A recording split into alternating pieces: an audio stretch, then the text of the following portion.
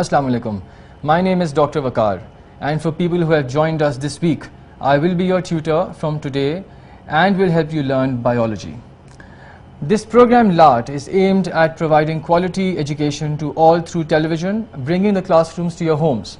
Through this broadcast, we will help you learn concepts in science and improve your English and math skills for class 9s. Now, last time in the last lesson, we did an introduction to biology, and I gave a few MCQs at the end of the last lesson. I have to thank you all for the overwhelming response that we've got from you, and there have been some people, some students who have given us the correct answers, and their names are going to be announced on television right now. First of all, the correct answers for the MCQs were question number 1, the answer was D. Question number 2, the answer was C. And for question number 3, the answer was A. Now, the students who have given us the correct answers, the name of the students are as follows. Number 1, Wasim Abbas from Pitaro, Mehran Khan from Kandiaro, Suparna from Shikarpur, Ali Raza from Hyderabad, Rodaba Junejo from Hyderabad, Uzma Urk, but she hasn't given her the name of the city, Salma Chachar, Wabda Colony, Guddu. So, thank you, very well done students, we are very impressed, thank you very much. Today, we are going to start off with the cell, actual biology we're going to start off today.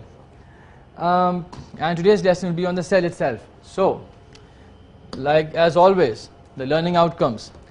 Learning outcomes for today are going to be, at the end of the lesson, at the end of this lesson, the students will be able to, number 1, narrate the cell theory. Number 2, explain that the cell is the basic unit of life.